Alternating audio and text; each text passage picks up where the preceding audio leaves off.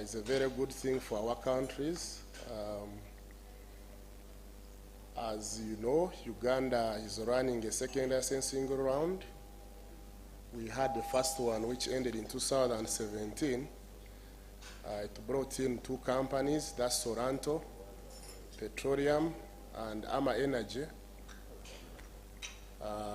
which are already doing work in the country. So this one we hope to be finalized tomorrow. The license is supposed to be signed tomorrow, and after that we shall embark on the 3rd licensing round. With the giant of energy transition which we have been discussing in the country, we need to make sure that our resources are exploited before it consumes us.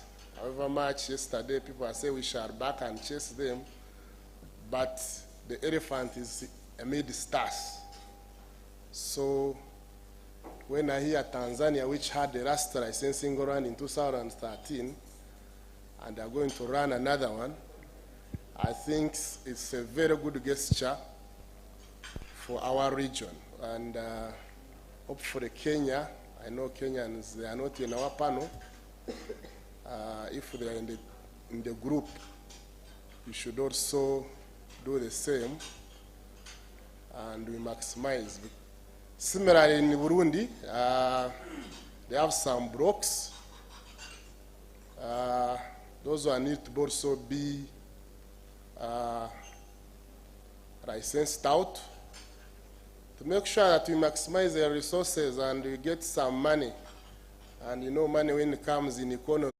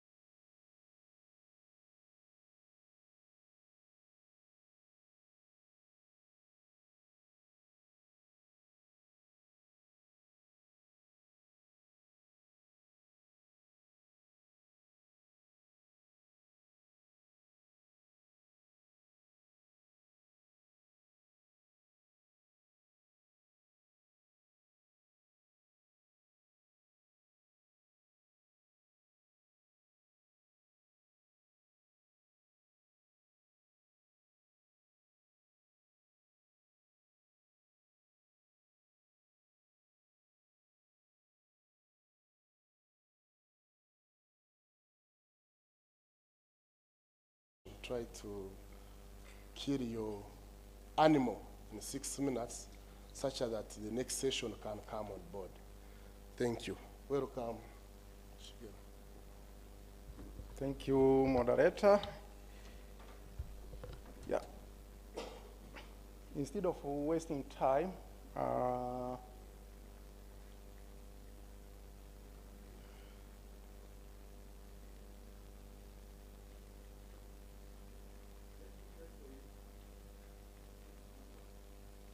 maybe it's not working.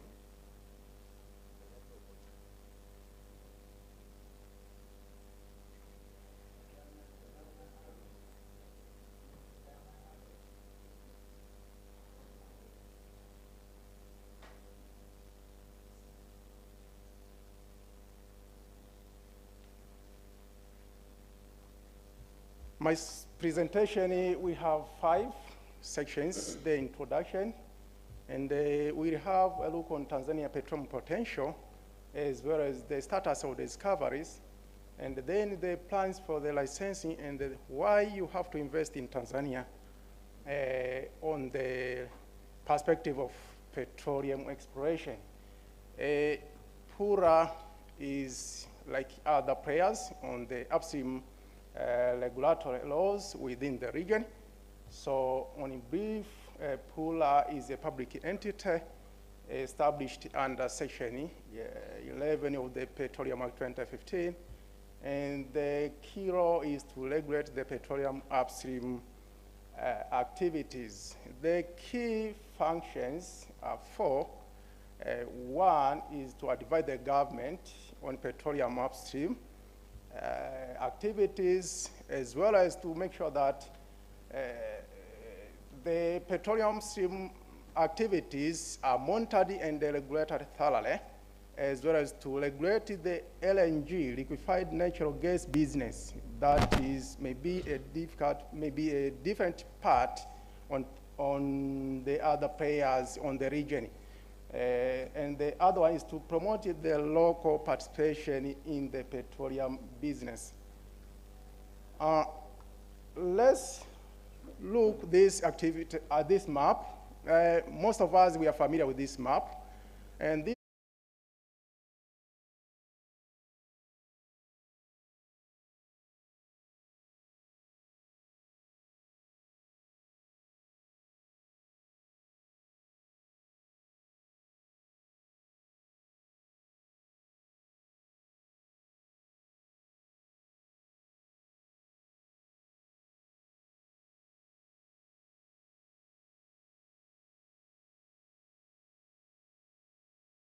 the Lake Nyasa, as well as the coastal basin and the deep sea basins. So those are the key basins which qualify to have a sedimentary basin and could contain petroleum potential. Where are we in terms of exploration? So far, we have 11 blocks licensed. And the country size of Tanzania is about 900 square kilometers, and the sedimentary basin cover about 500 square kilometers, more than 50%. That is the permanent secretary submitted on Tuesday, if you may recall. So most of the Tanzanian sedimentary basin are explored. If we have the only 11 blocks are licensed. Being the case, there are so many sedimentary basins need to be explored.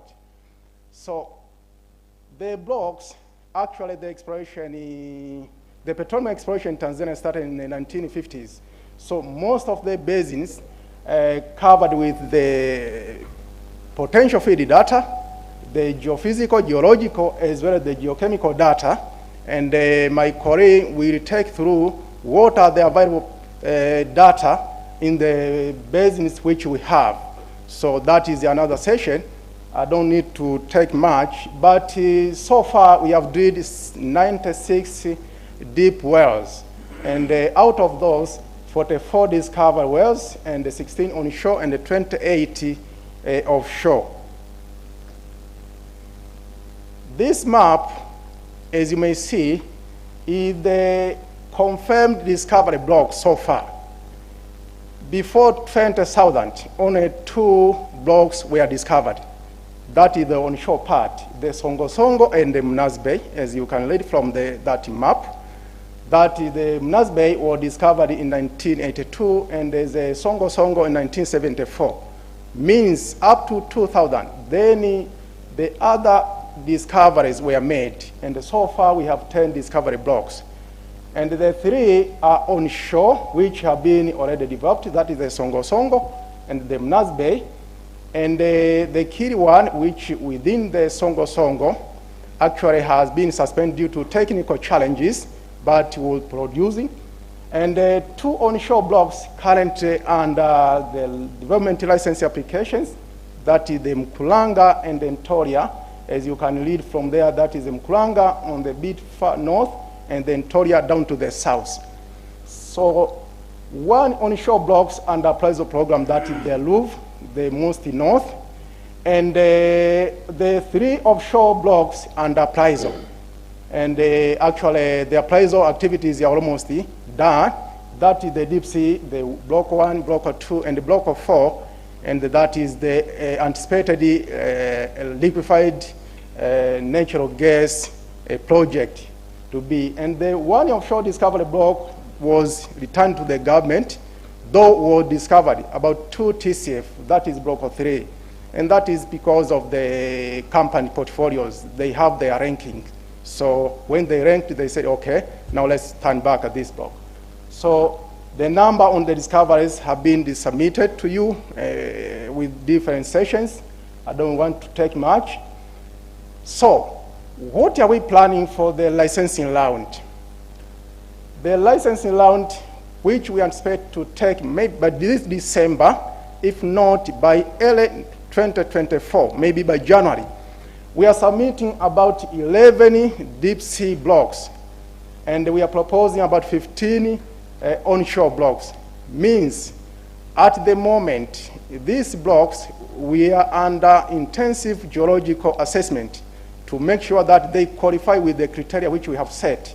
And once we qualify, the proposed exploration blocks may a bit go down or may increase.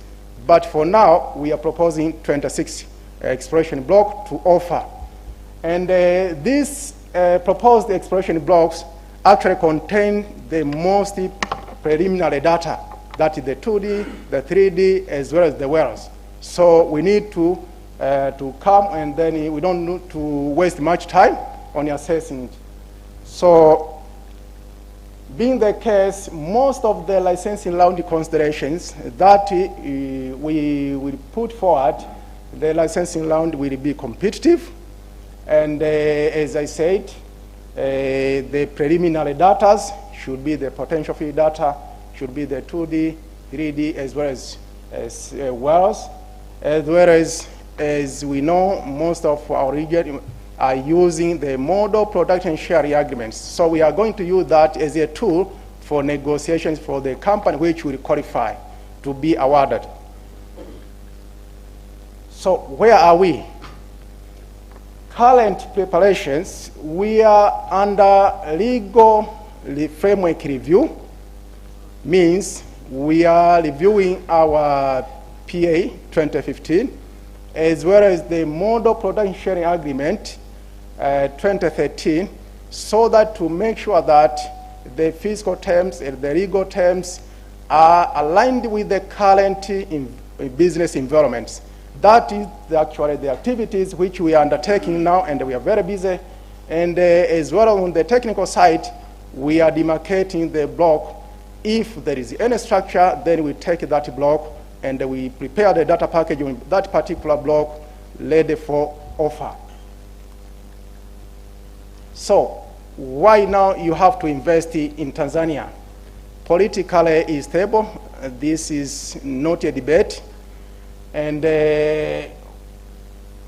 potential market location, if we want to go to India, in China, anywhere to take your product is not an issue. And the legal framework that governs the petroleum industry is well established. We have the Petroleum Act, we have the Model Prudential Agreement, and the other relevant laws. And as I said, most of our blocks contain the G and G data, as well as they are very, very geological prospectivity. So we still sing the song which our minister yesterday and before yesterday said, yes, our beauty in Tanzania, our beauty in the East community is still there. So our geological prospectivity are very, very good. Most of the international energy companies are around in your country, like Shell, Equinor, and the others alike. So as well, the natural gas infrastructure are there. The permanent secretary highlighted very well on Tuesday. So what now we are going to do, it may be from Tanzania, then to our neighboring countries, as well as once we establish the LNG, then that will be not an issue. So thank you very much for the upstreamer companies who have been looking forward to invest in Tanzania, and the door now is open, and you're most welcome.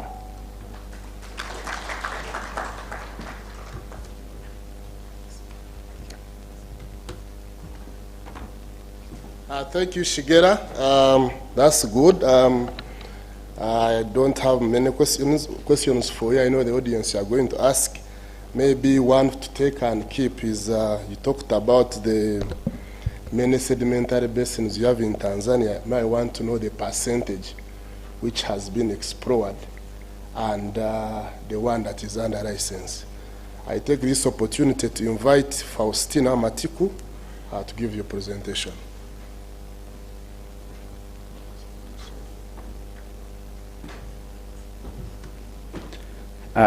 Good afternoon. My name is Faustina Matiku. I'm working as a geologist at Pura in Tanzania.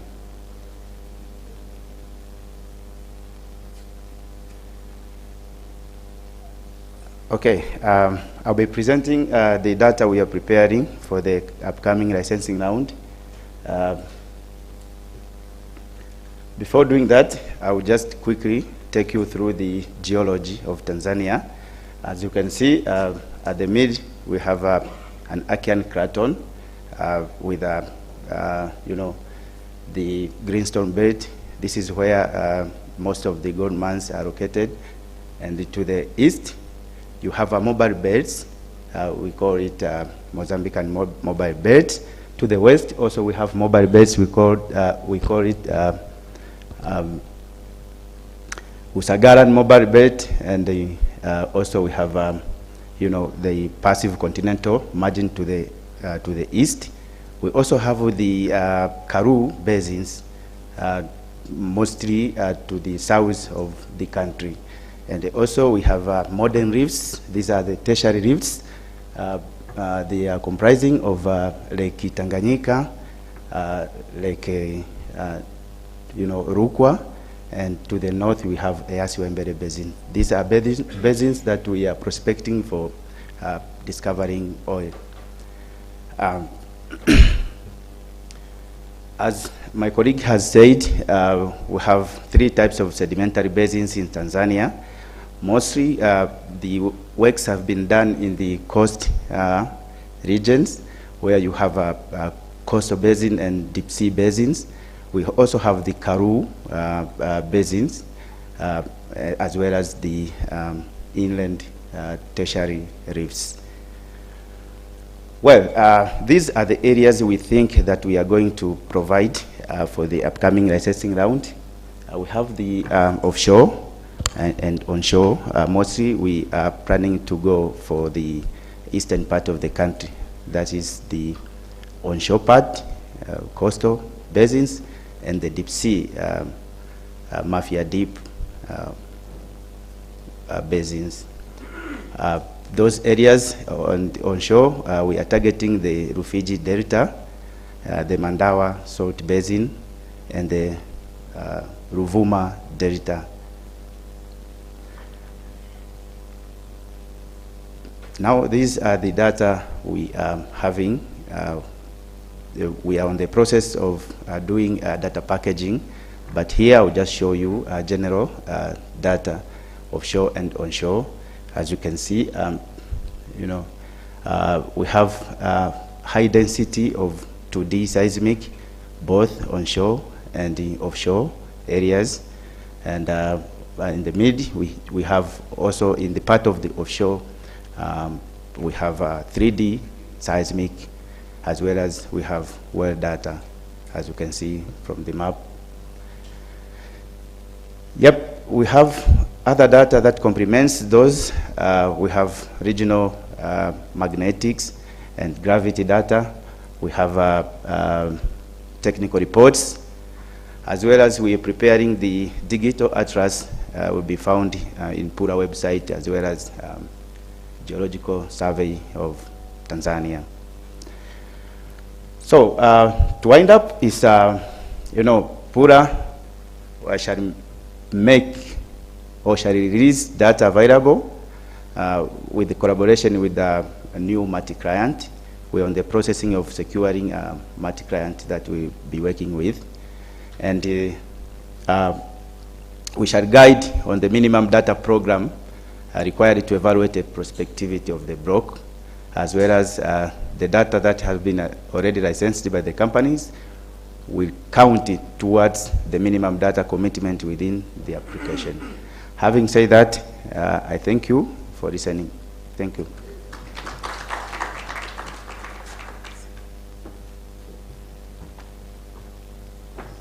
Thank you.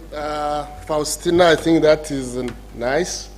I tried to touch the time. I have one question for you. You talked about the data available, 2D and 3D. Maybe you tell the investors who are available in our congregation the quantities. You never talk to have a number of rhinos of seismic in 2D and the square whatever kilometers you have. So that's a question for you. Time is not on our side.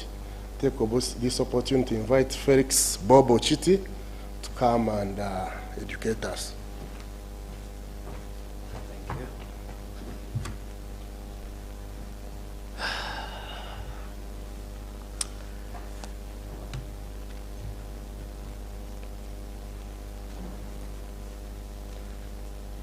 Thank you. I'm waiting for those slides. Thank you very much. Okay, ladies and gentlemen, that's my topic, overcoming the cost recovery challenge of PSAs and can the gross split, which I'm going to discuss shortly, solve this problem. Now, there was, okay, I'm trying to learn how to use this.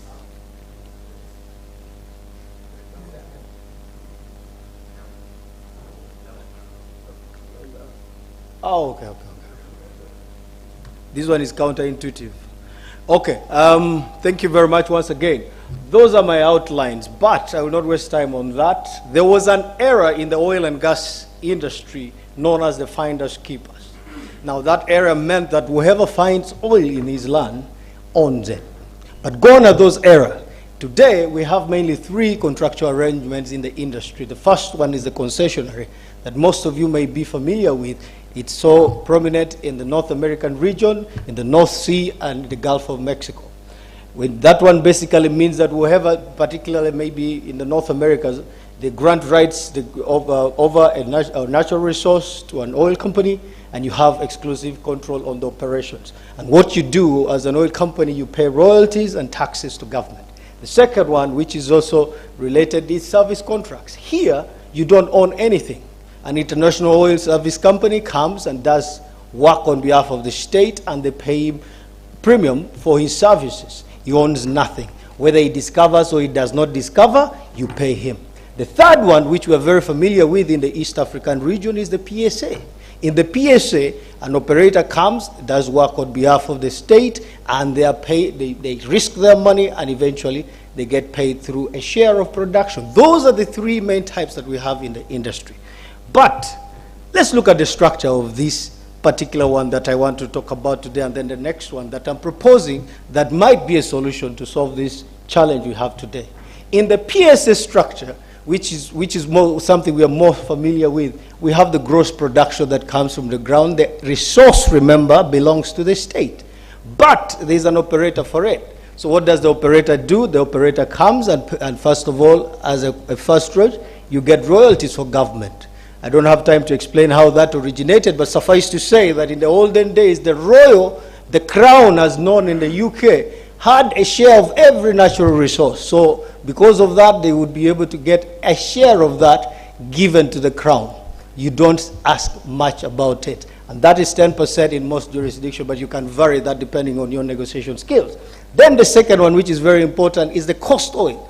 Because the company risk their money, eventually they need to recover that money. How do they recover it? Through cost. And then there's a profit share of that. That profit eventually gets shared between government and the oil companies. But still, government taxes that share of profit of the company and gets a percentage of that. Eventually, what remains becomes the total share of the contractor, and the government gets the other. The question and the things we are battling with today are the challenges that come with that, because that's the evolution which I'm not going to talk about.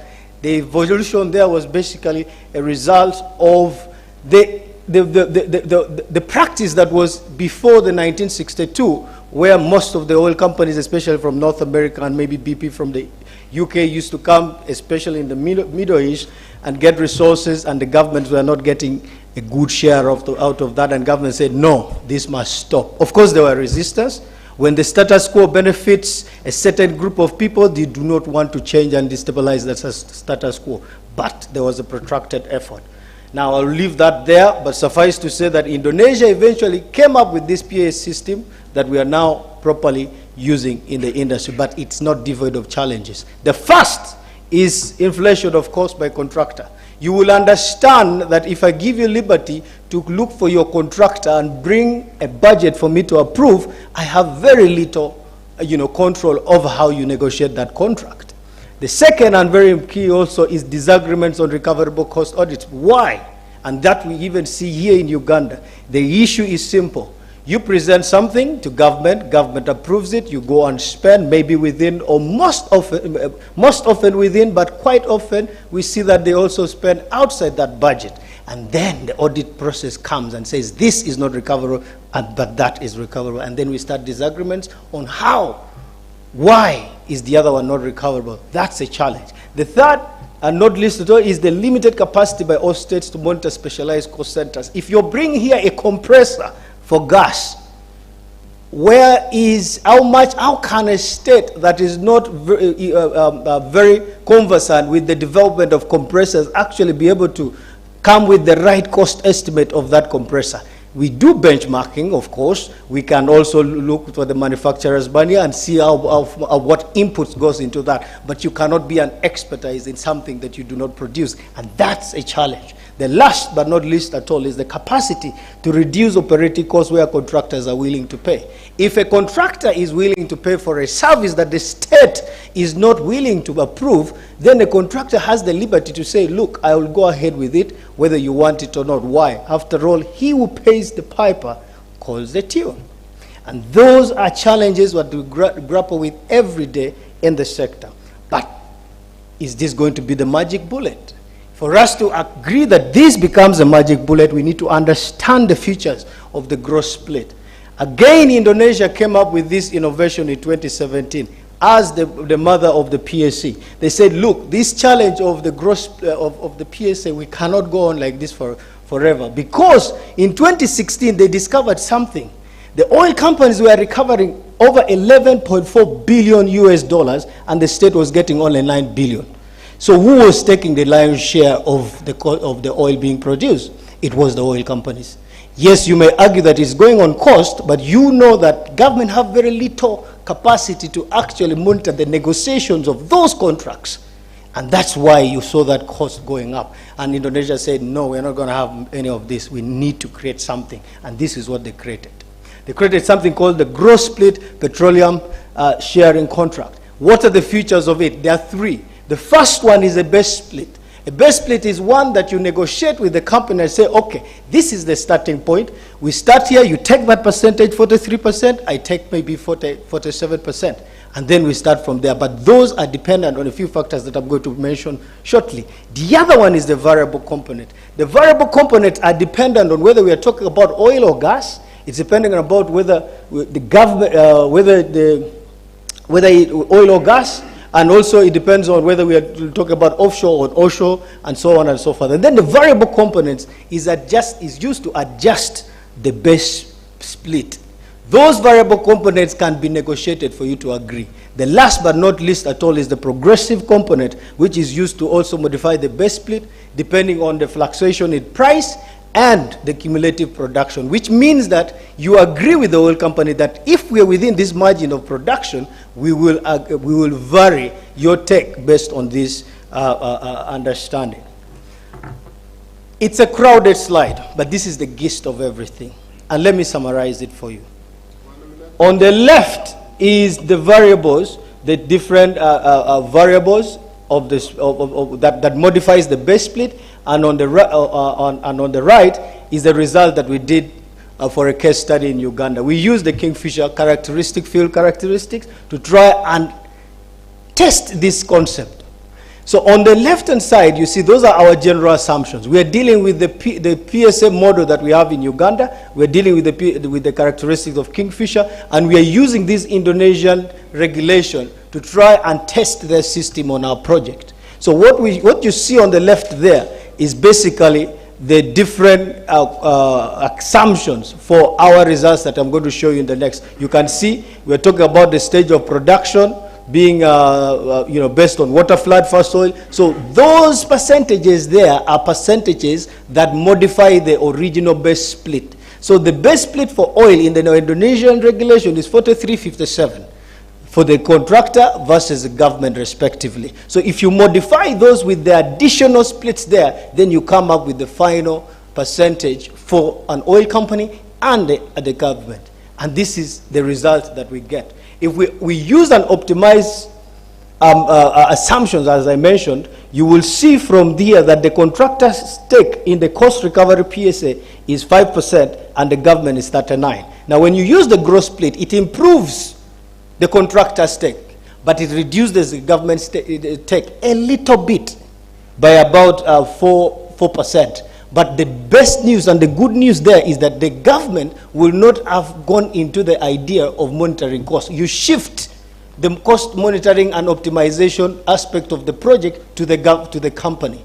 That's where the catch is. So much as it has reduced a little bit, it is relatively better than having to deal with the cost recovery component of this.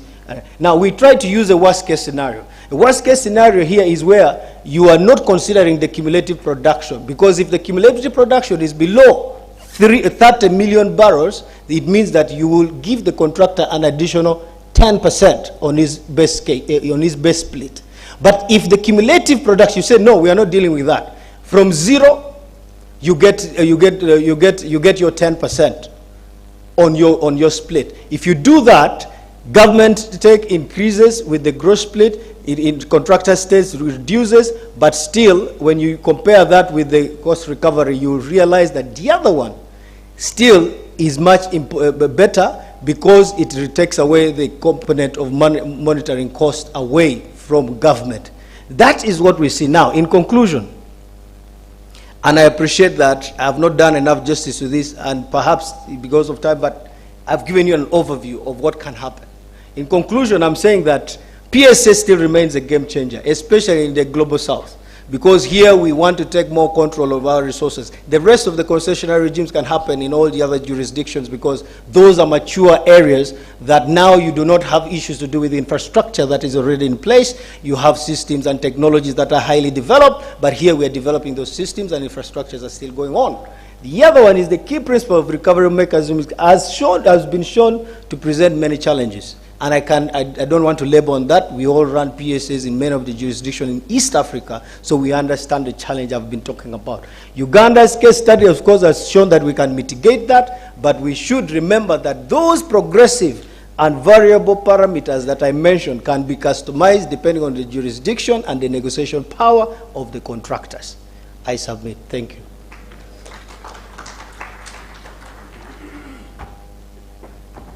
Thank you, Felix.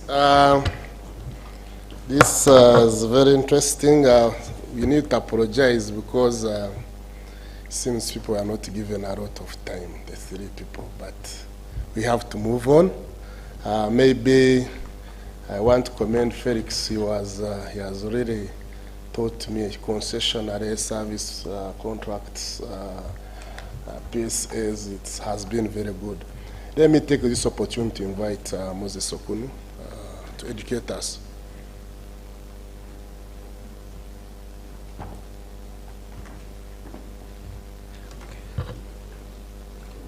Thank you very much. I'm called Moses Okunu. I'm a manager in the Office of the Executive Director, Petroleum Authority of Uganda. One of the aspects we handle in the Office of the Executive Director is strategy.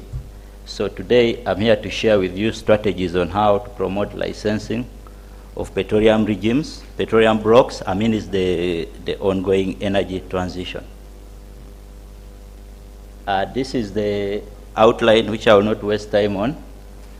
I will go straight to the introduction, and also I will not waste time. A lot of discussion has been ongoing about the energy transition.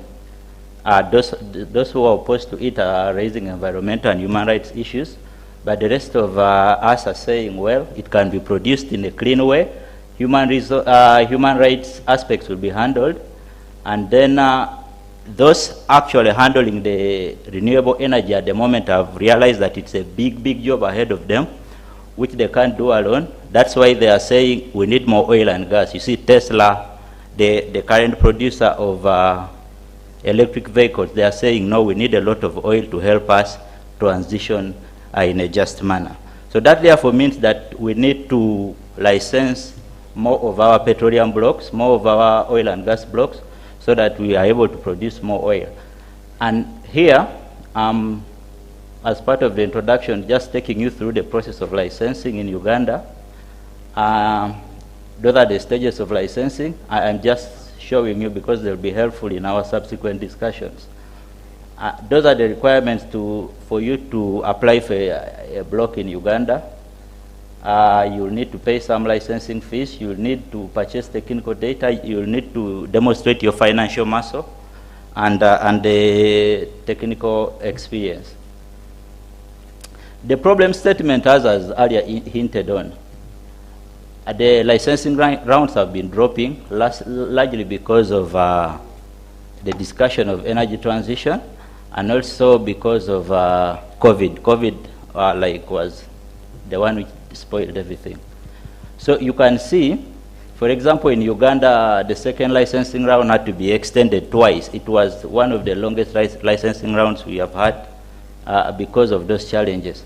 So the drop in licensing technically means that we are going to have very little blocks in future which will be producing oil. Therefore, there is need for the Uganda as a country and East Africa as a region to put in some strategies which are going to help us to be able to license. Now, the first strategy we are talking about is lowering the licensing costs. This study focused on basically the licensing process. So we have seen that the costs which are incurred in licensing are mostly in application fees, purchase of petroleum data, and when we had a study, we reviewed the application fees for Uganda, Ghana, Liberia, and the And so the point there is that we could look at it and try to review our licensing, the application fee we charge for licensing, so that we are competitive. The second one is going digital. If you go digital, you find that you're able to save a lot. As a country, the licensing entity is able to save a lot, but then also you save in terms of time. For example, the second licensing round involved hand delivery of applications to the ministry. Now, if we're digital, then you would be able to do that online. Then if you went back to the process which I shared earlier, there are many aspects which can be handled digitally there. For example, if you look at promotion, you can do promotional activities online. Sometimes there can be a ban on travel. You can't travel for one reason or the other, could be funding. So you can do that online. Due diligence can be done online, and a number of other things. So the other one is making petroleum data public. In 2019, the UK made petroleum data public, and one of the core reasons was to promote licensing. Here, they believe that when you make technical data publicly available, companies are able to get that data, study it, and then they will be knocking on your door saying, I would like to explore in this area. Can we talk? Can we talk? And one of the downsides to this is that it could lead to loss of revenue for government initially. But we can take that revenue, we can recover it in the future by maybe increasing the signature bonus, the discovery bonus, and that kind of thing. The second one is direct negotiations. Like I told you, when you make petroleum data available, you'll find most of the companies coming to knock on your door, really. So you are able to open up and do a direct negotiation with them. And you could see, like Liberia, when they tried to go through the normal process, they failed, and they ditched that licensing round, and they went direct. And a lot of other scholars globally are recommending that. I think we need to go for direct negotiations. In the Ugandan law, it's provided for, but under exceptional circumstances. Now, I think as a country, it's time for us to say we are in that exceptional circumstance stage, and we open up more for direct negotiations. The oil companies equally love it. And then my colleague, Bob Felix, elaborated on the physical systems in use. I talked about concessions, talked about PSS and service agreements. Now here we just looked at the recent licensing rounds, and we related them to the physical systems.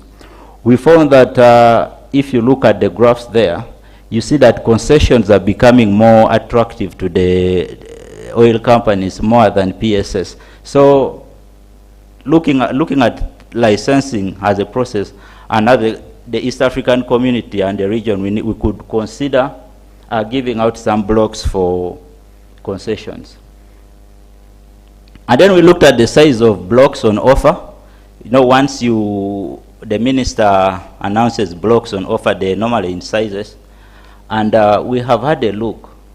And if you see, South Sudan is offering massive, and then you look at South Africa, then Liberia, you see that Uganda and Ghana are like offering the least size of blocks. So that's something we need to look at as a country and as a region. It's cross-cutting. Just look at the blocks you're offering and see that they are competitive. And then finally, there is energy licensing rounds. Instead of going to license only oil and gas, you go and package it together with other renewables like geothermal, like solar, and that strategy is being tried in Mauritania. Now, if you also looked at the refinery project, the way it's being packaged now, it's called the East African Energy Transition Project. And that's why they were able to announce in the US comfortably that we want to take FID for this project sometime in this 2023. It was because of that kind of strategy. You have to demonstrate that you're really transitioning, and by that you meaning we need more energy, so we need to first produce the oil, then we'll use it to promote the other energy sources, which are clean and renewable. The policy implication for that, ladies and gentlemen, 1 minute, thank you. The policy implications, some of them are policy or administrative reforms. Those ones could be in form of looking at the blocks on offer. Those ones in Uganda, the law is not required for you to change the size of blocks, unlike in Liberia, where in 2019 they had to put in place a new law to increase the blocks from 2,000 to 3,500 square kilometers. The other one could be the legal review, making direct negotiations the new normal, making them more popular and removing those exceptional circumstances, making petroleum data public to promote licensing, and then the energy licensing rounds. of course, it's important to note that we may not have to implement all of them at the same time. You could pick up the easier, the low-hanging fruits, which could be looking at the size of blocks available and the direct negotiations. Then there is need to support the institutions which are charged in licensing. They need to be supported in terms of human resource, in terms of the technical capabilities, and in terms of the financing which they need to be able to conduct these licensing rounds, which are really, really of essence. Time is of essence because of the energy transition we are faced with right now. I thank you very much, and thank you for listening.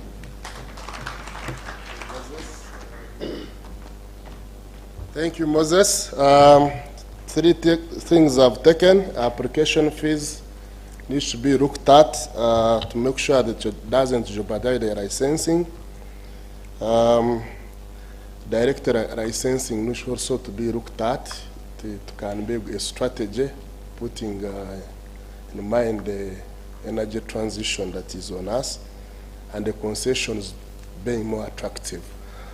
So, ladies and gentlemen, the panelists have educated us, and it's time to ask questions. We don't have a lot of time.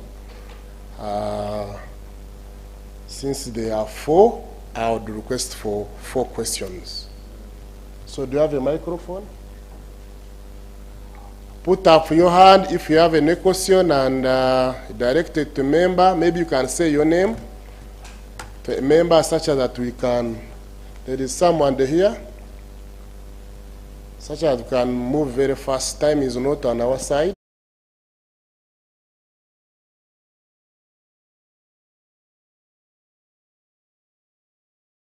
But a comment to the 4 gentlemen who have been telling us about how to go about in the licensing. Number one, yes, I do agree. The license fees is an obstacle to entry. The IOCs, they call it the cost of entry. You make it too high, they don't come in. So you need to find some number somewhere in the middle. Number two, you commented that we need to have a license, a sizable license block. I would say most of our areas are still considered virgin, much as oil has been discovered in the Albertine region, but the IOCs, they still consider these regions as virgin.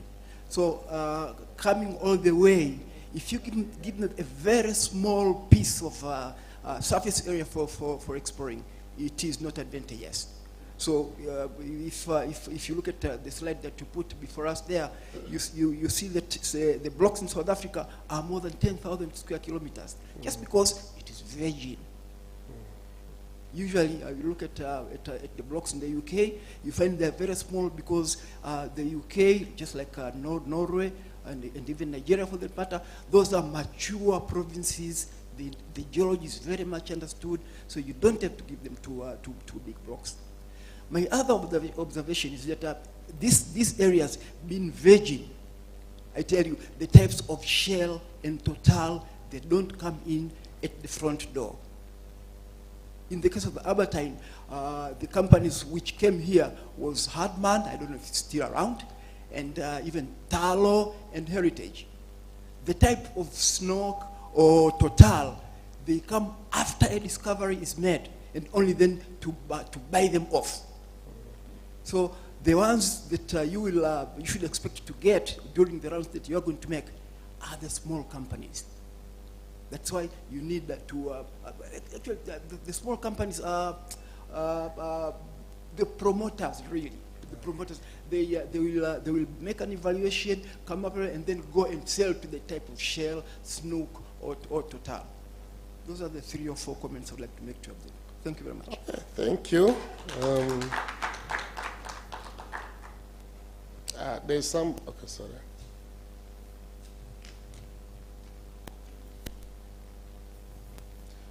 Good afternoon. My name is Charles from Kenya. Moses, I believe, thank you for your presentation. It was very good. I hope I can get a copy of it. But my question is with regard to your recommendation to direct negotiations as opposed to competitive biddings. What are the benefits are you seeing in recommending direct negotiations? Okay, there's somebody here. And our colleague from the other side will end the comments. We only need, pardon? How many? Pardon? Okay. 1, 2, 3, 4. Okay. Thank you. Mine is also more of a comment, I think, when we talk about, especially in Uganda, when you see the licensing, it is, I think the licensing block, most of them have like 1 or 2 prospects. It is very hard to imagine that these big oil companies are going to come and set up shop here with all their, or even in the different East African countries, I think. The size of the blocks for a company like Exxon with all its administrative requirements and things like that to come and set up shop to drill 1 exploration well, it is very hard to imagine. So I think the aspect in promoting exploration and ramping up the ability to attract serious companies, we need to look at the size of the blocks that we are offering and whether someone can actually import a rig and set up shop to just drill 1 exploration well, if a block has 1 prospect. Thank you.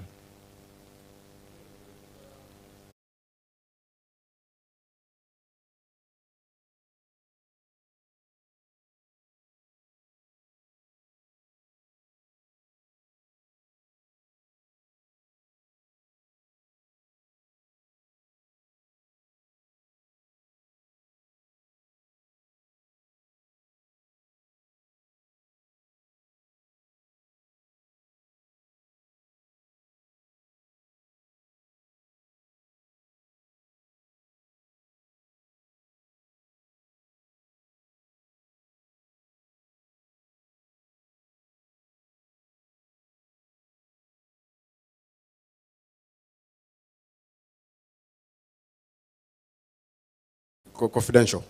That's my question to Moses. Thank you. Okay, then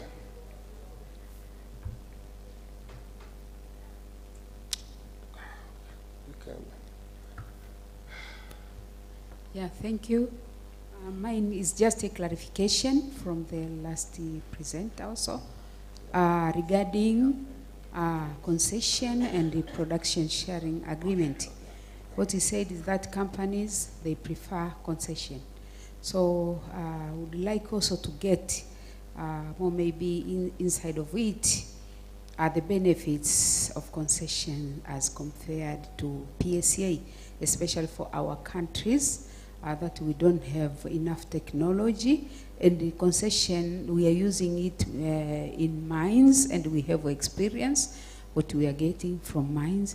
So, and we want to train our people. So if we do production sharing, it means that even we partner so they can get experience through that. But when you give concession, I wanted clarification on that. Thank you. Okay. The last person is there, and when you are done, I want the microphone to go to Moses. Okay. I'll be brief. The question is for Felix and Moses. I'm Laura Robinson from Swale House Partners, and the question is, what do you think the appetite is from the government to take on these new types of contracts? Bring to Moses, and Moses answer what you have, parting shots, then Felix and the rest, and we close.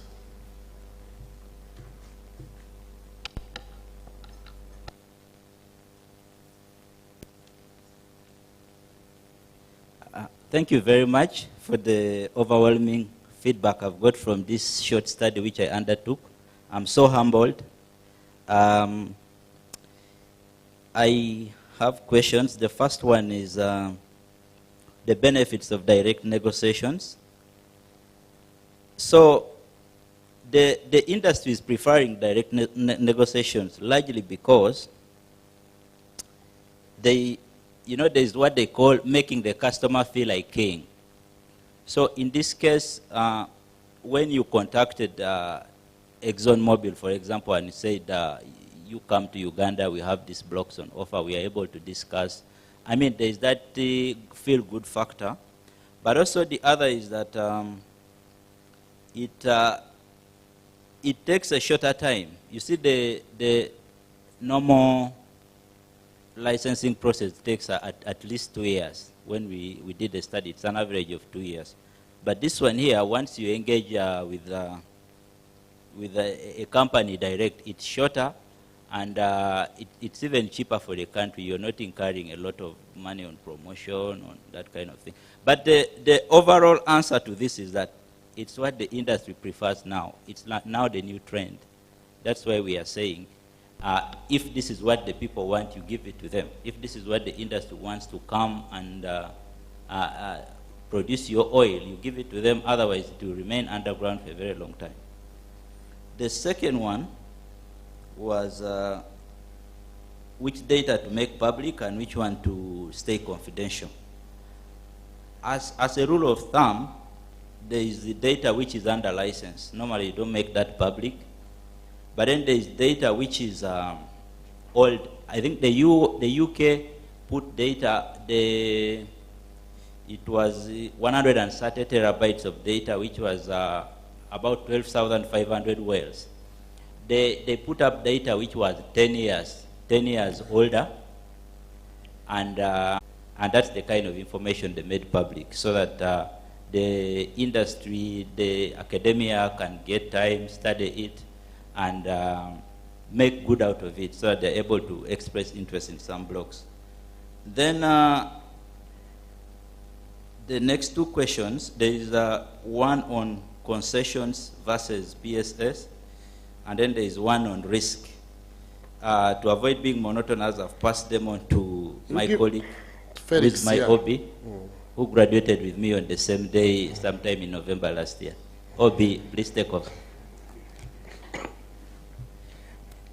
You said telling them you failed your exams. But simple. Concession gives the company a lot of liberties. Remember that the reason why government took over PSA is about control. You saw that 1962 UN resolution was basically to promulgate the sovereignty over natural resources that governments usually want. And so when you talk about concession, it's also, with PSA, you basically know what you will get before you start getting. With concession, the company has all the, whatever they discover, they have the rights. Of course, governments will only tax, and sometimes, and that's why with concession, they're very clever companies. They always want that stabilization clause to be there. Why? Because what you agree at the beginning, whatever changes you make in future should not destabilize or bring down the economics for the company. So that is why most companies will prefer that, if you say so. But I think for the developing companies, the reason why we prefer PSA is because it gives government more control over their natural resource, and that's what they've been fighting for now, probably 4 or 5 decades now. And that leads me to the question on appetite of governments for new agreements. What is the appetite of governments for new agreements? Governments want to remain in control of their natural resource, albeit the fact that they are willing to actually change, and that's why gross split came. Gross split doesn't take away the right of governments over their natural resource, but all they say is, no, I think the issues of cost is something that we need to debate and think better about, and say, okay, you oil company, please, we still own this resource, it's still ours, we will still recover your money, but you manage the cost. And what we start with is our base split, and then all the other variables we can discuss and negotiate. So it still leaves government with the capacity to control their natural resource while giving the company the liberty to play around and manage that cost, so to reduce the cost of investment and the project management in order to still maximize their profit. That's what I would say in terms of the concession. Thank you. Next one, yeah.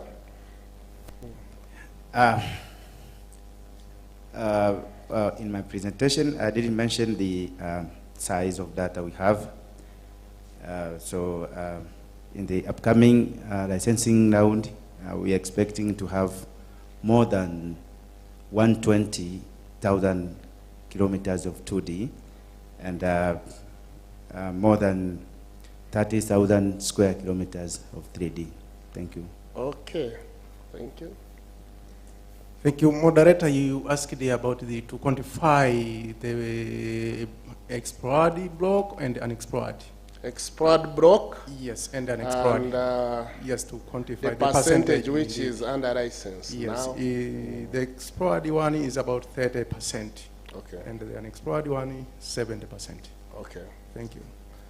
Then the one under license, the percentage? Sorry? The one which is under license, of the 30% which is explored. About 10%. Okay, we are coming to close our session. Thank you very much, our moderators. I'm sorry, the panelists. They have been very cooperative. I think now we are within time. They were chasing me, but they haven't switched me off. I thank everybody for listening in. I'm very sure from here we're going to take a lot of information. The panelists have been very amazing. They gave us information and we are going to use. I thank you.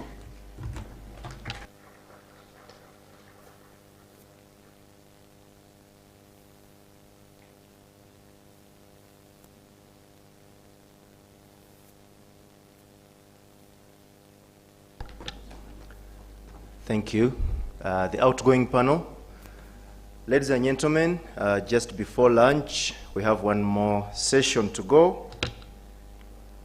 I'll be the moderator. The session is Exploration, Field Development, and Reservoir Management. My name is Alex Nyombi. I work as the Director for Development and Production at the Petroleum Authority of Uganda. Let me call the panelists onto the podium.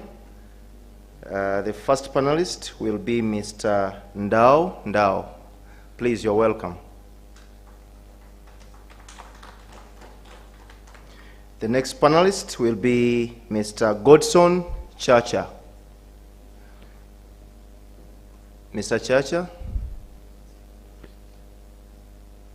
Right. The third panelist is Miss Angela Campi. Please, you're welcome. And the fourth and last panelist will be Mr. Wilbrod Biamkama.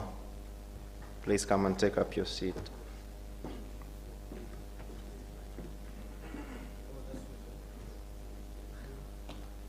Okay, we've lost a bit of time. Ladies and gentlemen, I've been reliably informed that nonetheless, the lunch is not ready yet. When it is, we'll announce, even if that will be in the middle of the panel.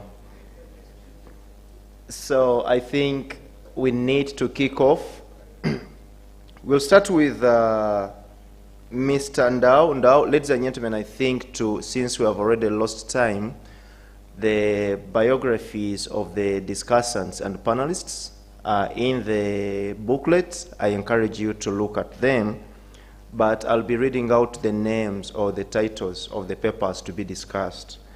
Mr. Ndao is going to discuss the significance of well intervention on gas-producing fields, a case study of the Songo field in Tanzania. Myself, I'm looking forward. Mr. Ndao, you're welcome.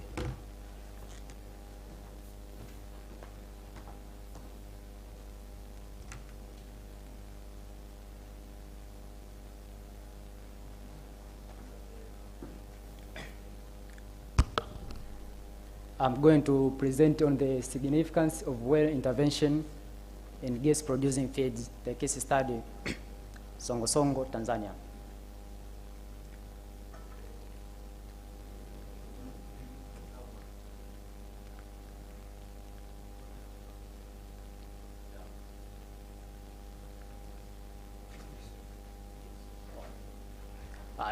During the life of any producing field, there are some points reached where the production rate of the natural gas or oil decreases due to various technical challenges, including corrosion, decrease of reservoir pressure, or sandy production.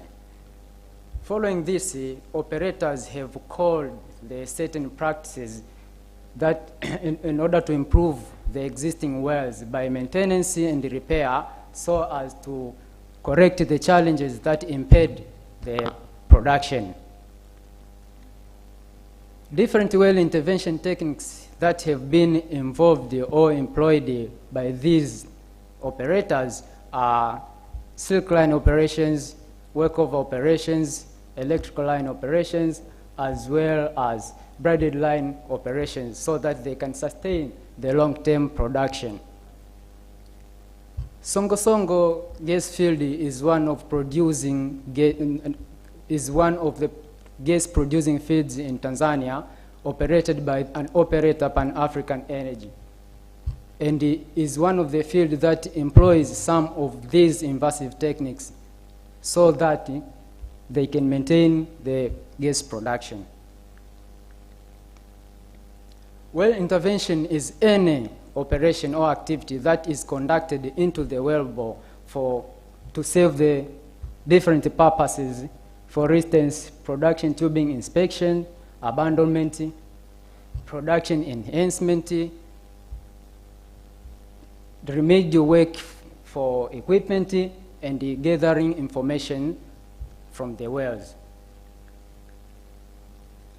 The objective of this study, the main objective of this study is to improve the performance of producing wells forward for the life of the field over longer periods. Also, this study intended to review the methods of well interventions, as well as to assess the production before and after, well interventions, and to provide the advice on the requirements of sustaining long-term operations of natural gas. The methodology that I've employed is through reviewing the papers and technical reports here from the producing fields, Songo Songo producing field, as well as analyzing the production data through the Excel. The recent well intervention techniques that have been employed or conducted at Songo Songo gas fields are silk line operations and workover operations. Silk line operations was conducted in 2022 and covered 5 wells. And the workover operation was conducted in 2 years, at the end of 2021 to 2022, and covered 2 wells. The silk line operations was conducted so as to retrieve the down on memory gauges in order to collect the data and the cleaning or remove of accumulated slugs and debris from the wells for laboratory analysis. After conduction of the silk line operation, the collected data enabled the operator to update the reservoir dynamic model for historical matching and the production forecasting. Further, the removal of accumulated slugs and debris from the well were sent into the laboratory for analysis. The workover operations covered 2 wells, which are Songo Songo 3 and Songo Songo 10. Songo Songo 3 well was suspended since 2011 due to well integrity challenges. That was the corrosion. The production tubing was attacked by corrosion. The workover involved the removal or pulling up of the corroded tubing and replacing with the high chromium tubing. After completion of this SS3 workover, the well was revived into production, and is currently the well contributes the average of 8 to 11 million standard cubic feet per day. And SS10 well was also have corrosion problems. Before workover conduction, it was producing an average rate of 20 million standard cubic feet per day. And after workover, which involved changing of the corroded tubing and replacing with the new one, the well was increased the production, and currently it is producing at an average rate of 25 to 30 million standard cubic feet per day. Following that, I conclude that the well intervention operations play the greater role on maintaining and production and lengthening the life of producing feeds when conducted. Further, the intervention techniques that have been employed by operators in Tanzania have considered to be successful and reliable with the requirements sustaining the longer term operation of producing feeds. So it is recommended that the best industrial practice to be employed in conducting well interventions so that to ensure efficiency in monitoring the production. Thank you.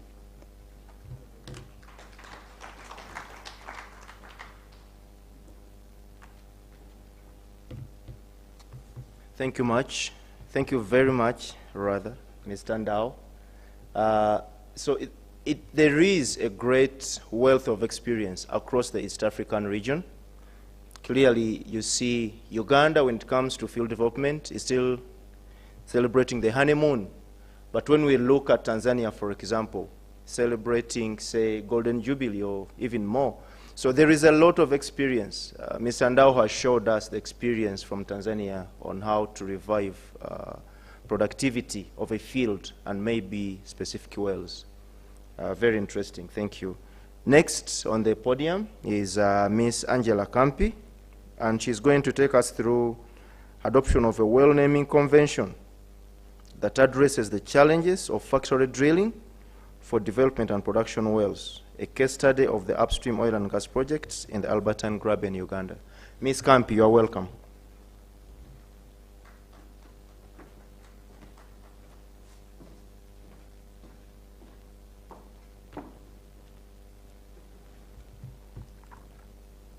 Thank you very much, Chair.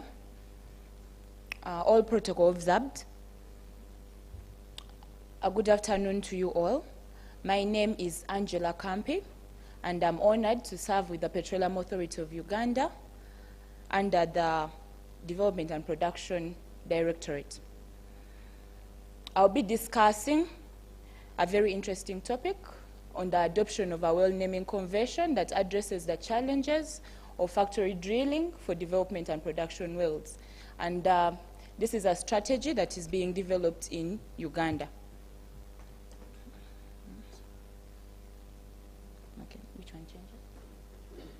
Down, yeah? Okay, thank you. That will be the presentation outline, so I'll not go through that, since we shall be looking at all these in detail. We shall be dissecting the previous well naming convention that Uganda has been using, highlighting the weaknesses that we managed to find, and as well as the amended well naming mechanism that addresses the challenges and the challenges of factory drilling being implemented in Uganda's upstream oil and gas projects. Just to give you a quick background of what I'm talking about, in 2012, the government of Uganda successfully did a tremendous job to put in place a well naming convention that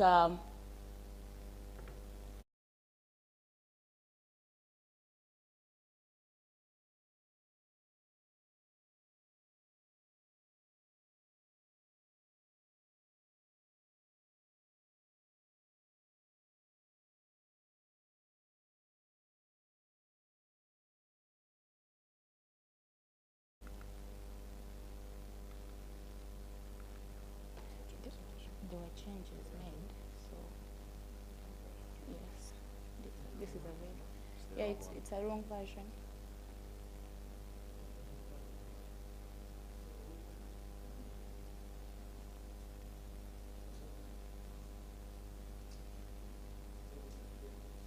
Yes.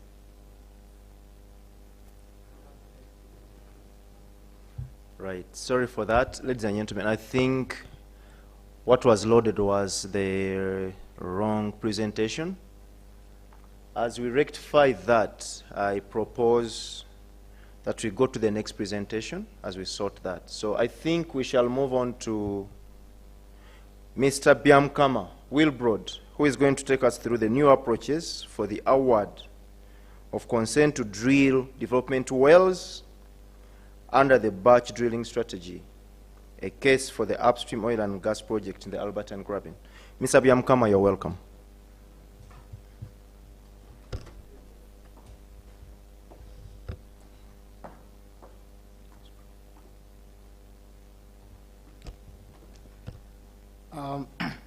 Thank you very much, moderator. Good afternoon, ladies and gentlemen. As indicated here, my name is Wilbrod Byamkama.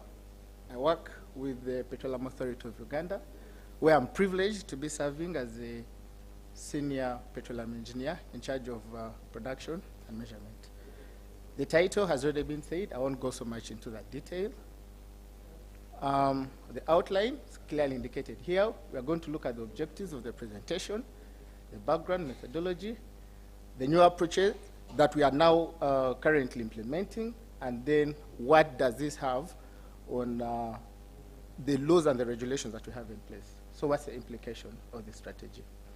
So precisely, this is to present to the entire team here, and those unfortunately who have not been able to come here, probably you can send the information about what Uganda has been, what we were able to put in place to address some of the challenges that we envisaged when it comes to awarding of consent to drill wells under the batch drilling strategy. Okay, and mainly was about the efficiency in reviewing these documents that come along with the application to drill wells. So here we have the laws of Uganda very clear when it comes to application for consent to drill wells, as well as us as the regulators to give feedback to the licensees when they apply for consent to drill these wells. So the first one is the licensee shall not drill a well without the written approval of the authority. I'm sure this cuts across all the other countries in the region. The licensee shall, before drilling any well, submit to the authority an application for consent to drill. And these applications, there are two. If it is for exploration wells, this should be sent to the authority at least 2 months before the planned date of spudding of these wells. However, if it is for appraisal and development wells, and that's the phase where Uganda has already entered, these applications are supposed to be submitted 15 days prior to the spudding date. When you look at the 15 days, that definitely brings a challenge, because these documents, the application comes with 2 very important documents. One being the well proposal, which normally talks about the geological aspects of the field where you're going to drill this well. And the other is a drilling program, which talks about the drilling and completion of the wells that you're going to drill. And if you see these, if you look at what would have been the case for Uganda, whereby we have over 450 wells to be drilled for the upstream development and production project, we would have not less than 900 documents to be reviewed. And definitely that would stretch the manpower requirements within the authority. So we needed to come up with a mechanism to make sure that we review these, but also the licensees submit the important information that we want. So of course, we started by benchmarking the number of countries that have different ways of how these submissions are made, as opposed to standalone applications of well by well. So we looked at Norway, where we were able to engage with the experts there, and we got very key information. We're able to benchmark with other countries, including Ghana, United Kingdom, UK, Indonesia, Philippines, and Australia. You can see quite a number there. And what did we find? We noted that it is common practice within the industry that licenses are accepted to submit information that puts in place that caters for, whereby when you're submitting these documents, you can cluster information that is general. For example, if it is a field, you can cluster it there, if it's a platform, and things like that. So what we did was, of course, we cannot decide to reinvent the wheel. Why would we, when we've benchmarked that has already worked in other countries? However, we needed to customize this to the Uganda, of course. So we got to know that this can be done whereby generalized information, we know general information related to a field, for example, the subsurface information, general information related to aspects like health and safety, we can put them together. Now, what Uganda did was to inform the licenses that we are open to these discussions, whereby we can allow you to submit general information about a certain field, and then specific information to also be submitted independently. And this is for the two submissions. That is one, the well proposal, and then two, the drilling program. So what we came through, this is what I can call the magic bullet that is going to work for both of us, that is the licensees who are submitting this information, as well as us who are going to review that information that is being submitted and provide feedback to them. Remember, we have the law says within 15 days. So we put up what we call general information to be submitted in general documents. That is a document for a well proposal, and again, a document for a drilling and completions program. So for the first one, we agreed that general information can be submitted for all wells to be drilled in a particular field, and this information should come through within 3 months. And then information that is specific to a particular well. You know, we have different types of wells. You have a producer, you have an injector, you have, for us, we have reference wells. That information is specific. It cannot be general for all. Remember, there are even different trajectories. They are hitting different targets within the different reservoirs. So this information, we agreed, we took them through what we expect as the structure of the information to be submitted in this document. So here, like Uganda, we see we have 13 fields that are going to come up during this development phase that we are going to develop. And from this, we are going to have 35 well pads. A well pad is where you have a number of wells, just to minimize the footprint. And then we would have, if you see here, when you add the 35 and then the 13 fields and the 35 well pads, it means that we are going to have the general information that is general to the field for the 13 fields, which means we shall have only 26 documents submitted. The first pair, the first being the 13 documents for the well proposal, and the 13 documents for the drilling and completions program. That's a total of 26 documents. Then for things that are specific, which are going to be submitted on a well pad basis, we are going to have, and I said we have 35 well pads, we are going to have, again, for the double documents, that is the well proposal, and drilling and completions program, we're going to have a maximum of 70 documents. So what in conclusion have we done? We have been able to solve a problem. Remember, we are thin. We are not as many. I can't say we are over 200 people who are going to be reviewing these documents. Remember, there would have been 900 in total. So we are able to come up with that. Few documents that are going to be submitted, but they capture the information that the law and regulations require. So we had to look through our laws and regulations. Is all the information captured? Yes, it is. Fine, we've got a solution. And then number two, remember, we are going to drill wells for one of the projects. They're going to be drilling and completing a well within 11 days. Now imagine submitting a document every after 11 days of submitting a document. Even if you've submitted it prior, anything can happen that you may need some changes to be made. So even that, we have been able to address a problem that comes with batch approval. So we're having batch approvals. You submit one document for the field. You submit one document for that part where you're going to drill. We give you general one approval that will cater for all the wells that are going to be drilled on that pad in that field. So a solution has been found, and I think this is currently working very well for the Petroleum Authority, whereby as of today I can say it will take us 1 week to review these documents as opposed to the 5 or 1 week that will take us to review a document submitted for approval of a standalone well. I submit, Chair. Thank you very much.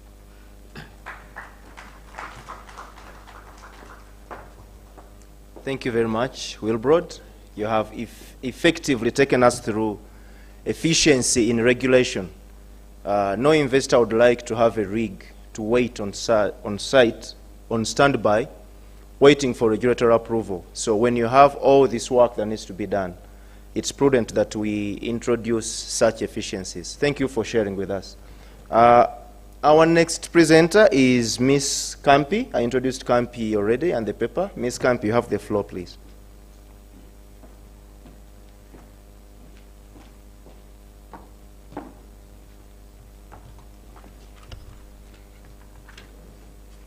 Thank you, Chair, once again. I'll just run back to the slide where we had stopped. Yes, just taking you through the background. The government of Uganda did a very tremendous job in putting in place a well naming convention that worked very well through our exploration and appraisal phases. And this well naming convention required a well to have two names, and that is the official well name and the vernacular well name. The official well name was based on a quadrant number, block number, and a serial number. And this serial number basically communicates the chronological order of the drilling sequence. The vernacular well name is basically a Ugandan name from the location where the well is located. So this can, for instance, if the well is located in the central part of Uganda, that's maybe say Buganda, you can name your well maybe using trees, and this can be Muvule, Musambya, and all those other names. If it's in maybe located in Kenya, you guys are most prominently known for Simba, that is the lion, so you can also name your well Simba. However, the current development strategy, drilling strategy that is being implemented in our upstream oil and gas projects created multiple challenges and complexities in this well naming convention, in that it could not fit the purpose anymore. This is just to take you through the previous well naming convention. What we see there, those are the quadrants, and further to my left, that is the quadrant that has been extracted from the map. This quadrant, the quadrant number, is referenced to the prime meridian and equator. And just to bring you back down, I don't think you can see it, but we have an example of a name that shows how the previous well naming convention looked like. I don't know if you can see just right at the bottom, or we have the 02N31E stroke 138. 03. So this basically communicates that this well is 2 degrees east of the prime meridian, and it's 31 degrees north of the equator. The 133 is the block number where the well is seated, on the block where the well is seated, and the 03 is the sequence, the drilling sequence. That means this was the third well to be drilled. Now, I just want to highlight the challenges that we faced with the previous well naming that we had in place. This well naming was not giving us a unique well identification for individual wells when it comes to development wells. For example, we are going to be drilling multiple wells that will be located on the same well pad. That means they will be having the same quadrant number, at the same time the same block number, which creates a challenge in documentation as well as identification of the well.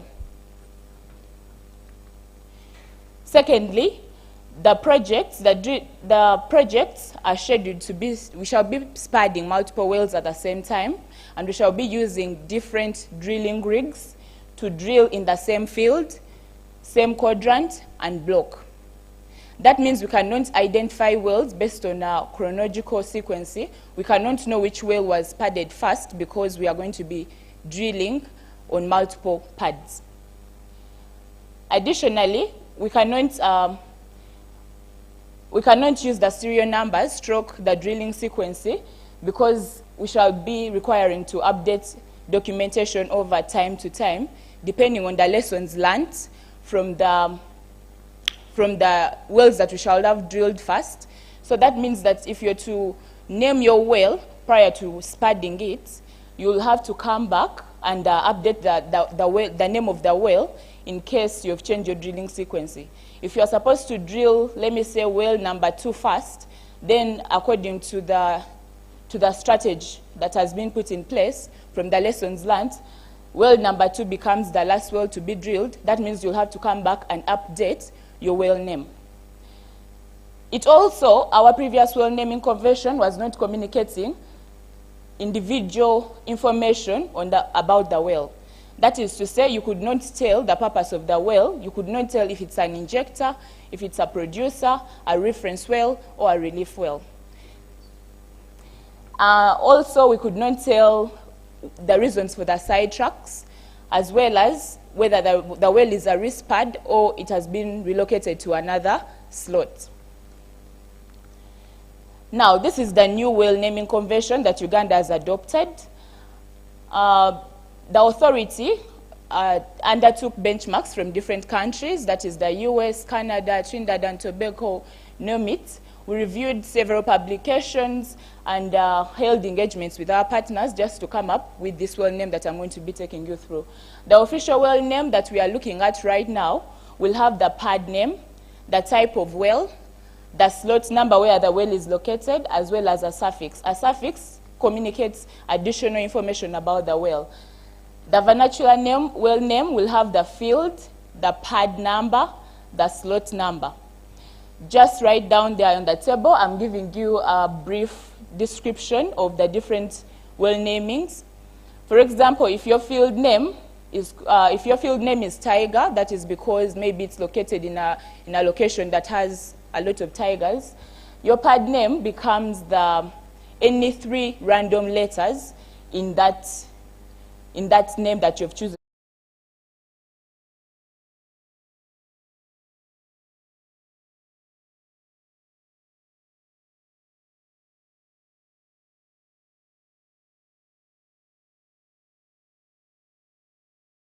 Is located.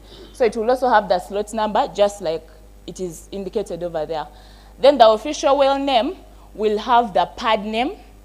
That is the pad name that you've come up, your 3 letters, your 3 random letters. Then it will also have the type of well. Is it a producer? Is it a water injector, reference well? Name it. It will also have the slot number. That is the slot where the well is located. And a suffix in case you're sidetracking. The sidetrack can be geological, it can be technical. In case you're risk padding, you adopt the risk padding suffix. Then in case you're doing slot recovery, you also adopt the suffix for the slot recovery. However, we shall not be using letters like I or O at the end of the pad name, simply because these can be easily confused with the numbers 1 and 0. The policy implication, Uganda has gone ahead to adopt this well naming nomenclature to address the issues that were brought about by our factory drilling strategy. And this is how our well naming will be looking like going forward. Thank you.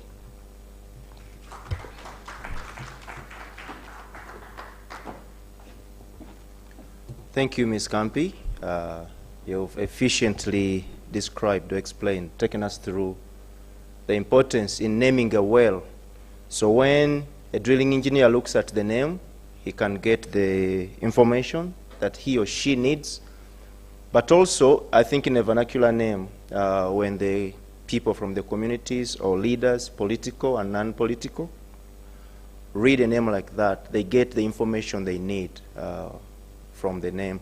So thank you very much. Ladies and gentlemen, these are our panelists today. If you have any question on any of the aspects that have been discussed, I invite you to put up your hand so it can be addressed. Can you have the microphone, please?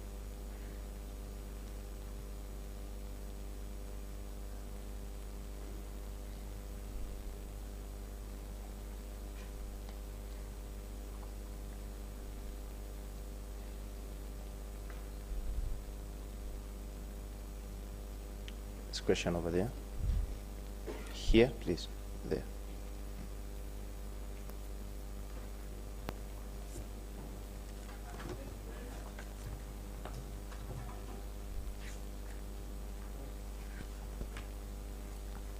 Thank you very much to all the presenters of the day. It's been very informative. My question goes to Mr. Wilbrod Biamukama. First of all, thank you for that innovation, which has proved to be time-saving and also resources. of batch drilling and batch approval. Now, in the final slide, you indicated that for you to come up with this innovation, I think you reviewed the legislation and you found that there was no section in the law barring batch approval. So it looks like you went through a process. My question is, wouldn't this now be a good opportunity for us to make a recommendation and say, let's come out clearly, be explicit and say, batch drilling, and maybe put it in the law, let it be clear that batch drilling is batch approval is one of the mechanisms which is really efficient and can be adopted not only in Uganda but other countries in the world. Thank you. Thank you. We have one over there, please.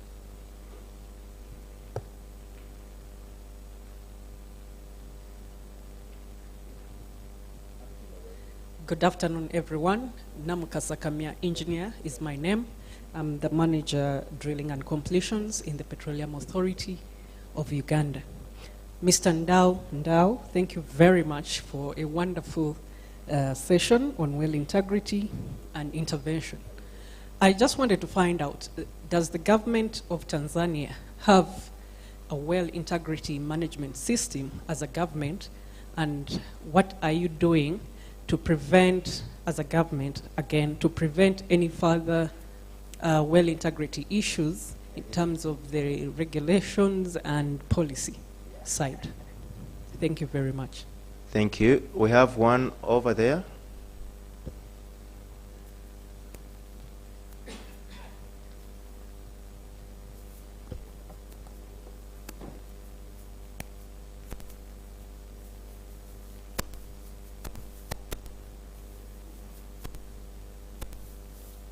Thank you, presenters. It was a nice session. My question goes to Mr. Byamukama. So you presented that you have adopted the new methodology of batch approval or batch submission for approval. But I need to know what kind of information the operator will be required to submit at the beginning, like the general information, vis-a-vis the updated information. Thank you. Thank you very much. We have the last one here, please.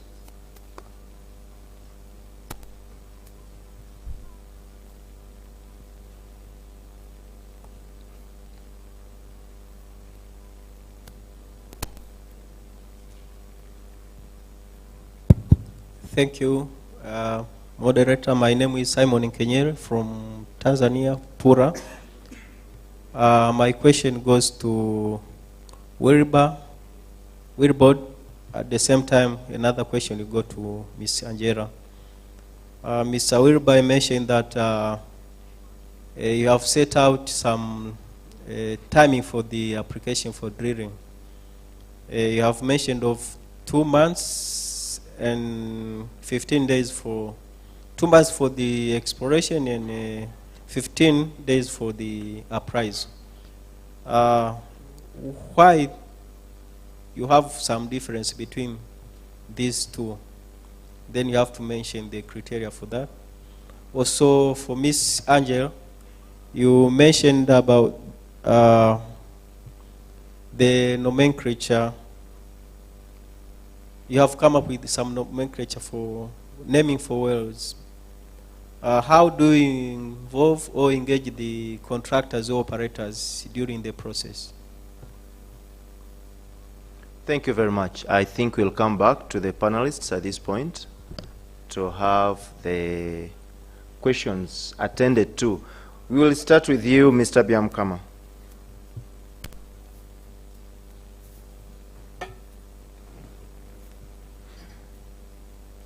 Well, thank you very much for the good questions.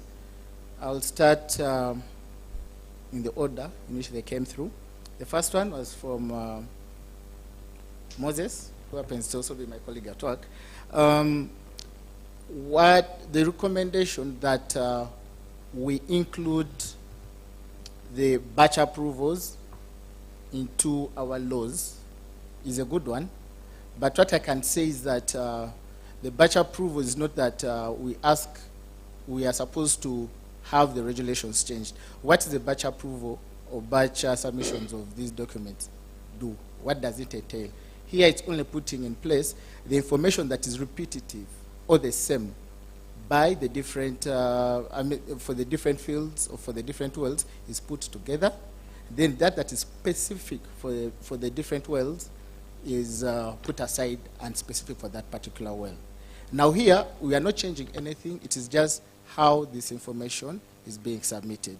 So in our view, we do not need to change the law because all we need is the information submitted, but how is it submitted? So that we avoid repetitiveness in these submissions.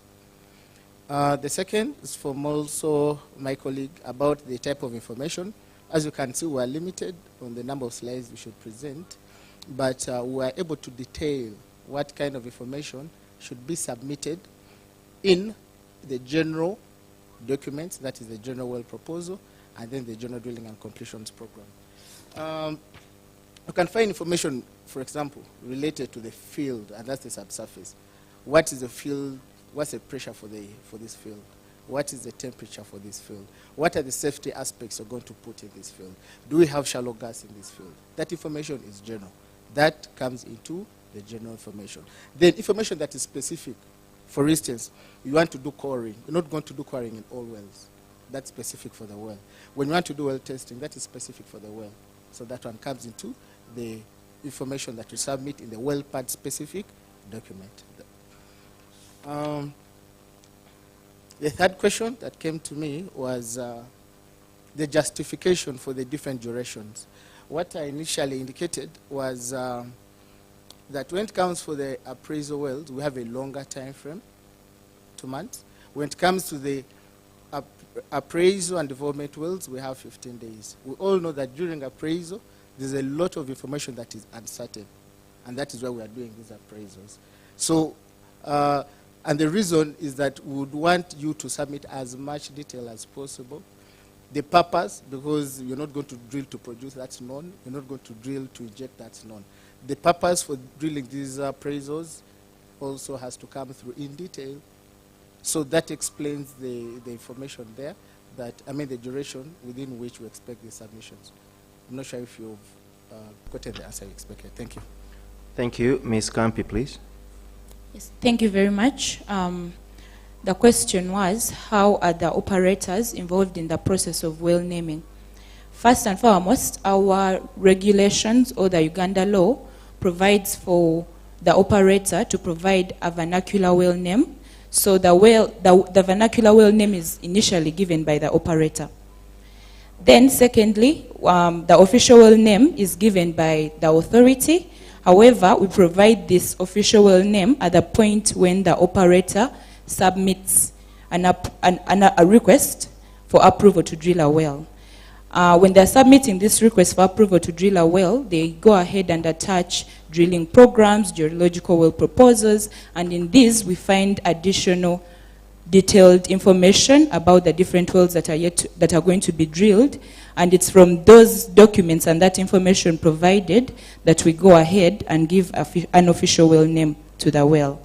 Then also when we're carrying out this process of coming up with a fit for purpose well naming convention for the development and production wells, the licensees were involved in the process. We had a number of engagements with them, and they are not left in the shadows, so they at least have an idea of what was proposed and amended. Thank you. Thank you. Mr. Ndao, please. Thank you. I'm going to answer my fellow engineer on how us as the government in Tanzania overcome the well integrity issues.